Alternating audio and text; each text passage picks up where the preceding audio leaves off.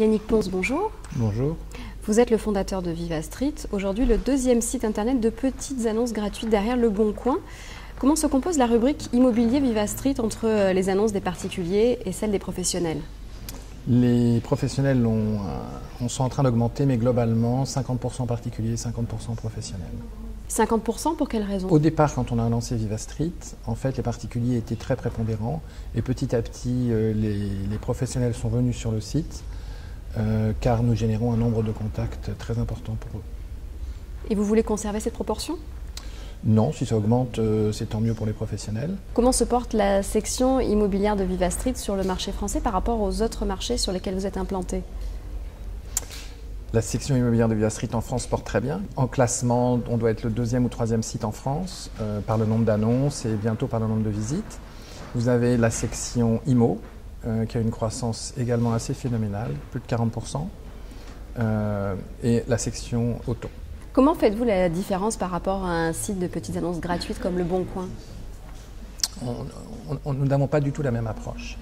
Le Bon Coin est un site généraliste qui essentiellement se développe sur l'activité achat-vente, qui génère énormément de visites, mais qui sont essentiellement sur cette activité achat-vente, une activité particulière. Viva Street a un développement beaucoup plus, qui est beaucoup plus accroché à ce qu'on appelle des verticaux.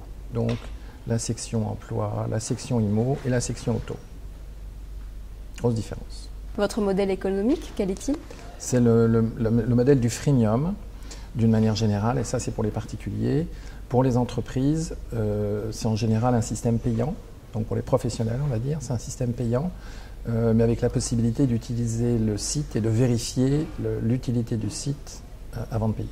Donc comment ça fonctionne? Un agent immobilier très concrètement, va payer, un agent immobilier va venir sur le site, nous allons organiser les flux pour qu'il mette ses annonces, mais il ne paiera rien pendant 3 mois, jusqu'à ce qu'il ait pu vérifier que Viva Street lui a envoyé un nombre de contacts qui vont le surprendre. Donc l'objectif c'est d'abord qu'il sache si ça fonctionne ou pas pour lui? Voilà, exactement. Alors il y a deux choses. Il y a le nombre de contacts, qui est un élément important.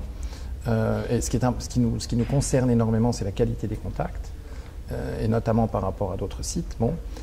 Et ce qu'on a pu vérifier, c'est qu'en fait, grâce à Viva Street, les contacts qui sont envoyés sont des contacts très très ciblés et sérieux. Pourquoi? Parce que les gens sont venus précisément dans la section immobilière de Viva Street, donc avec une recherche immobilière. Ils ne sont pas venus en se promenant sur le site. Sur l'immobilier, est-ce que les tendances sont les mêmes en France qu'à l'international? Alors écoutez, à l'international, pour vous parler du pays qui marche le mieux, qui est le Mexique, non seulement Viva Street est le premier site de petites annonces au Mexique, mais nous sommes également le premier site de petites annonces immobilières.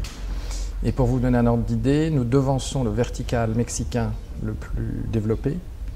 Nous générons 2 fois plus de contacts que le vertical mexicain qui est le leader du marché. Pour 2013, est-ce qu'on peut déjà tirer un bilan de l'année?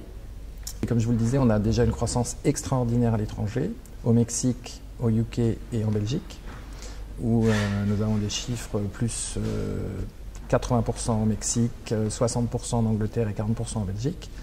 Mais en ce qui concerne la France, ce qui est assez étonnant, c'est la croissance de nos verticaux sur lesquels nous avons porté tous nos efforts, marketing, mais également de développement, qui sont immobilier et job.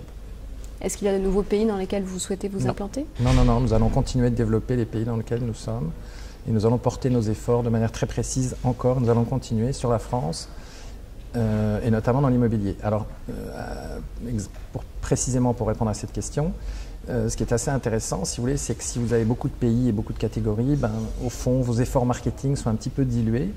Et là, nous avons très clairement pris une décision, c'est de concentrer nos efforts sur la section IMO et Job en France et voir sur 1 ou 2 autres pays à l'étranger.